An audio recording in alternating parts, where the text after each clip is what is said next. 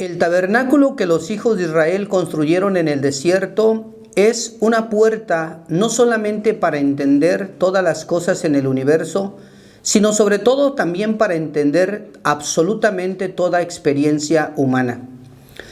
Los muebles sagrados que constituían dicho tabernáculo eran en verdad una réplica de un santuario divino, de un santuario eterno. En 3 ocasiones se narra en el libro de Éxodo la construcción de los muebles sagrados. Número 1, cuando Dios le da las instrucciones a Moisés de cómo debe hacerlo. Número 2, cuando la narrativa bíblica nos informa que ya han sido construidos. Y número 3, cuando realmente fueron puestos en orden en el santuario una vez que ya fue consagrado por el mismo Moisés y los hijos de Israel. Y dado que en la Biblia no hay ninguna palabra de más y nada en la Biblia puede ser repetitivo, el hecho de que se nos informe durante 3 ocasiones en cómo fue construido el tabernáculo es de mucho misterio y de mucha bendición para nosotros. Los sabios que enseñan la Biblia explicaron que el santuario móvil en el desierto era la única cosa física en el universo que constituía la imagen de algo divino, de algo eterno. Durante 4 ocasiones en esos pasajes del libro de Éxodo que hablan de la construcción del tabernáculo, en 4 ocasiones se repite la frase: mira, haz las cosas según el modelo que te ha sido mostrado en el monte. Es decir, que cuando el profeta Moisés estuvo en el monte Sinaí, no solamente recibió las instrucciones de cómo debía de construirse el tabernáculo, sino también le mostraron una imagen de cómo debía de quedar el tabernáculo una vez que estuviera construido con todos sus implementos. Así pues, a partir de eso, los sabios enseñaron que, dado que el tabernáculo es la réplica de un santuario eterno, si estudiamos sus muebles, sus materiales, sus colores, sus medidas y la forma en la que estaba diseñado, podemos comprender no solo todos los misterios del universo, sino incluso toda experiencia humana. Porque en ese santuario móvil sucedían milagros 24 horas al día. Y si hablamos de los días como contamos el año todas las naciones, tendríamos que decir que en el santuario móvil había milagros 24 horas al día, 7 días a la semana, 365 días al año.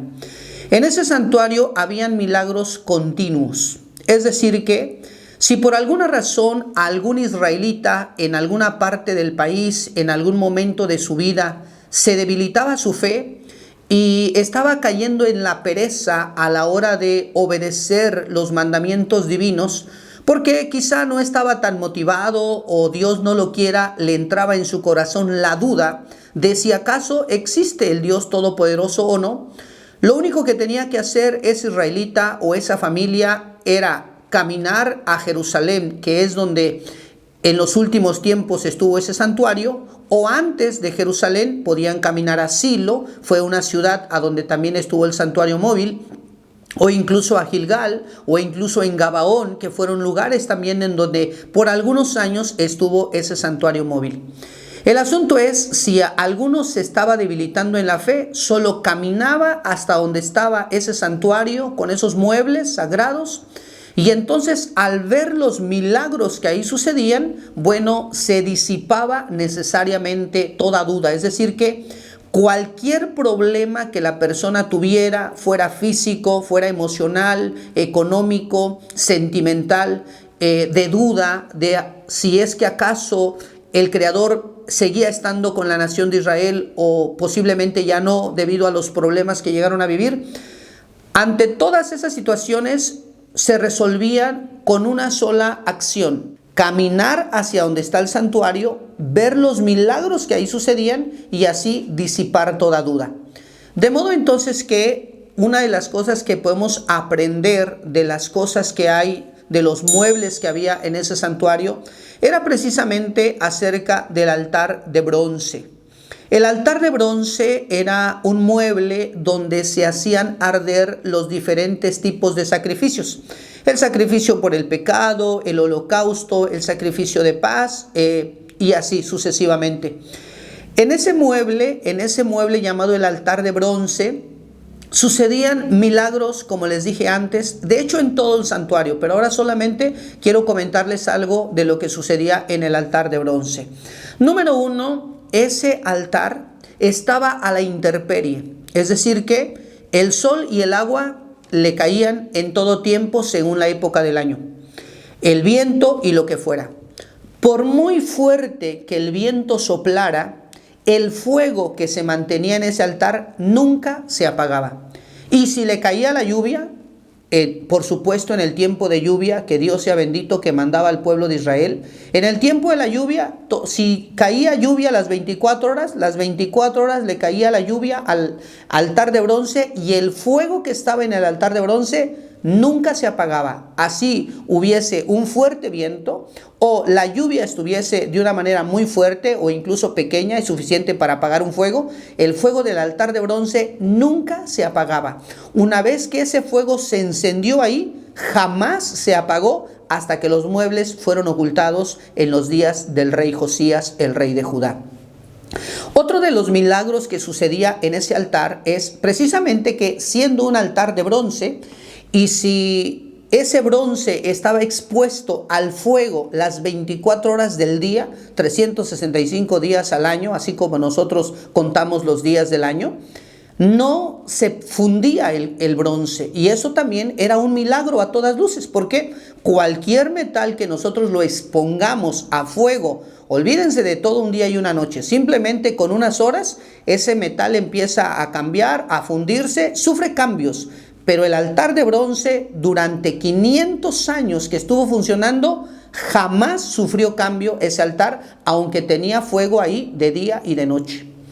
Otro milagro que sucedía ahí en ese mismo altar era que, debido a la sangre, a la carne, a la grasa de los animales, de los cientos de sacrificios que eran ofrecidos ahí diariamente, era de esperarse que eso trajera todo tipo de insectos o que oliera de una forma muy desagradable, ¿sale? Imagínense la sangre de tantos animales, la carne, la grasa. ¿Saben? Jamás, nunca un insecto se acercó siquiera a ese altar, nunca. Y tampoco despidió un olor desagradable.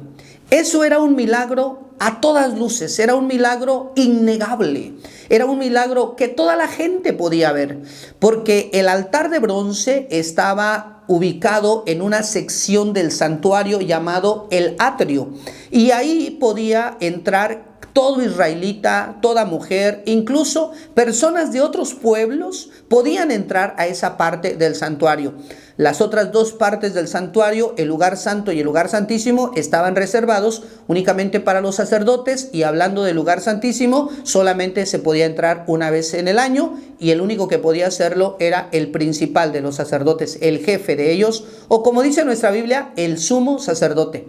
Entonces, toda la gente podía ver que, a pesar de los tantos y tantos sacrificios de animales diariamente que se ofrecían sobre ese altar, nunca jamás un insecto se acercó ahí, y por supuesto no despedía ningún mal olor debido a la sangre y debido a todo ese proceso de la carne cuando se está cocinando.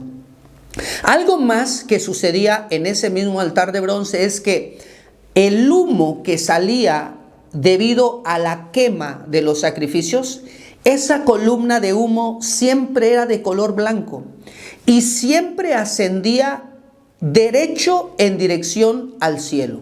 Nunca ese humo fue para otro lado, incluso que el viento estuviera soplando con toda su fuerza, el humo que salía de los sacrificios no se disipaba.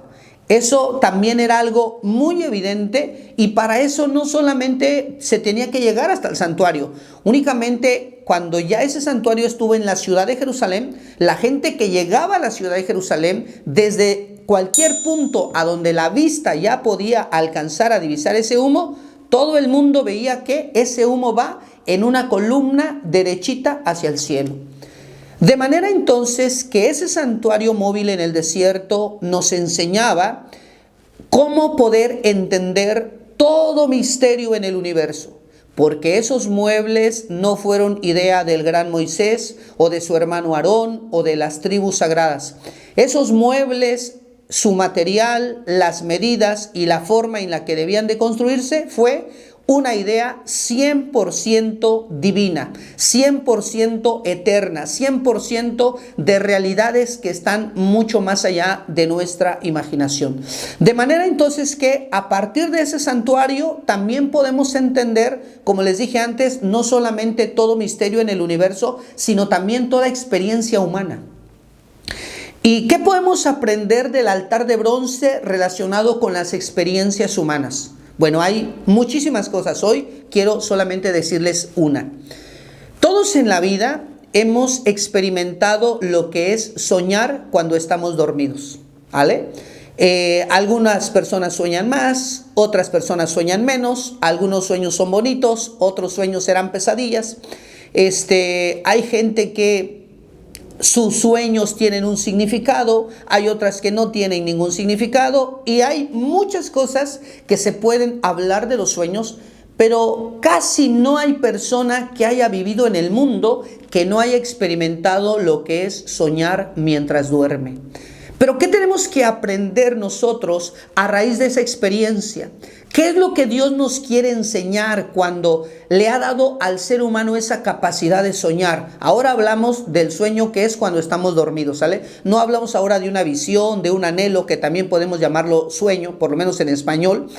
También nos referimos a tengo un sueño, cuando alguien tiene un anhelo de viajar o algo. No nos referimos a eso. Ahora solo nos referimos a la experiencia de soñar cuando estamos dormidos. ¿Y qué tenemos que aprender? Más allá de si el sueño era espiritual o era solo algo que no tenía que ver con la espiritualidad, más allá si era algo bonito o no, ¿qué debemos de aprender? Bueno, hay cientos de cosas que debemos aprender de eso, pero hoy queremos relacionar esto, queridos oyentes, con lo que dice el Salmo 90. El Salmo 90 dice que nuestros días son como un sueño, dice. Eso quiere decir que así como cuando una persona cuando duerme sueña, y a veces sucede que mientras estamos dormidos y en el sueño, cuando estamos soñando parece que hemos vivido mucho tiempo en ese sueño, y a veces parece que pasaron muchos años, pero cuando nos despertamos únicamente ha pasado media hora, fue lo que nos dormimos, pero en el sueño parecía que vivimos muchos años. Y hay sueños que son tan reales, tan vividos, tan bonitos, que de hecho la gente no quiere despertarse. Cuando los sueños no son bonitos, y uno despierta, uno dice, qué alivio, era un sueño. Pero a veces en el sueño parece que pasa muchísimo tiempo. Sin embargo, cuando nos despertamos, nos damos cuenta que solamente pasaron unos minutos o quizá unas horas. Así enseñaron los sabios de Israel que esta vida, esto que hoy nos parece una realidad, esto que hoy nos parece que en verdad estamos aquí, que tenemos una casa o que tenemos un carro, o que tenemos una familia o que tenemos una empresa o que viajamos o que tenemos mucho dinero o que somos muy famosos, no sé, cada quien lo que le parezca a su vida que es una realidad. Dicen los sabios que comparado con la eternidad, nuestro paso por este universo, por este tiempo llamado vida, es realmente como un sueño. Cuando despertemos a una realidad eterna, a una realidad permanente, entonces nos parecerá que este tiempo que hoy llamamos vida, en verdad, comparado con la eternidad, era solamente un sueño. De modo entonces que si usted, querido oyente, es una persona que gracias a Dios le ha ido bien en la vida, tiene usted mucha alegría, tiene buena salud, sus hijos tienen salud, tiene nietos, tiene nueras, tiene yernos, se llevan bien, está bien el negocio y les sonríe la vida desde todos los puntos de vista. Bueno, disfrútelo. Por algo Dios le ha permitido tener esas experiencias. Pero ¿sabe qué? Inevitablemente eso terminará un día. Y cuando eso termine y usted despierte a otra realidad, usted dirá, pero parece que era tan real. Parece que era tan real que yo tenía aviones, que yo viajaba, que yo tenía una empresa, que tenía 500 empleados, que todos me respetaban, o que yo era un afamado doctor o un afamado arquitecto. Me parecía tan real. Ok, pero esa realidad ya no existe y estará en una realidad diferente. O que Dios no lo quiera, ha tenido usted muchos problemas, situaciones difíciles, hijos enfermos, que Dios no lo quiera, o usted mismo está enfermo, batalla con la economía, tiene problemas psicológicos, emocionales, espirituales. Igual, dése cuenta que eso terminará un día. Y que comparado con la realidad que todo ser humano habrá de experimentar, esta realidad que hoy tenía, que le hacía sufrir, que le causaba dolor, que no encontraba consuelo, le parecerá como un sueño distante. Y entonces se cumplirá lo que dice el Salmo 90, porque nuestros días son como un sueño, porque pronto pasamos y volamos. Así que toda persona que en su vida ha soñado, debe de saber, bueno, yo sé lo que es soñar. Me dormí, parecía que pasó mucho tiempo, veía yo que un sueño era muy real, pero me desperté y no era cierto, era solo un sueño. Así esta vida, sea muy bonita o sea con sufrimiento, necesariamente está destinada a terminar e iremos a una realidad distinta a donde no habrá que relacionar necesariamente esa realidad con este tiempo en el cual vivimos ahora. ¿Cómo se relaciona esta experiencia de soñar con el altar de bronce?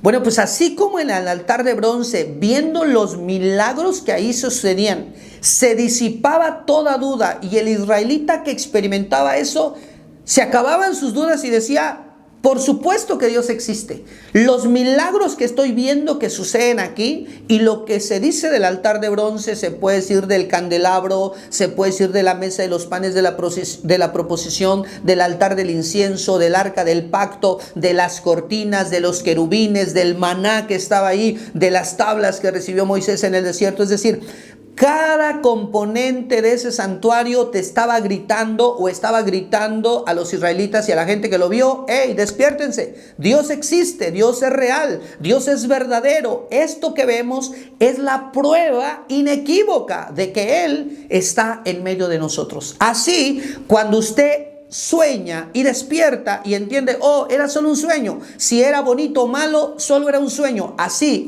también, al Dios permitirnos tener esa experiencia, nos está diciendo, despiértate. Algún día vas a estar en una realidad que comparado con lo que hoy llamas vida, esta vida habrá sido solamente un sueño. Queridos, siempre es una bendición poder interactuar con ustedes. Los animamos a todos a que se sigan suscribiendo al canal. También estamos en Facebook, en TikTok y en Instagram, todo como La Escalera de Jacob. Le invitamos a que le dé like al video. Déjenos por favor un comentario. ¿Qué le parece? Si está de acuerdo. E incluso si no está de acuerdo, también déjenos un comentario. Y nos vemos en la próxima. Hasta luego.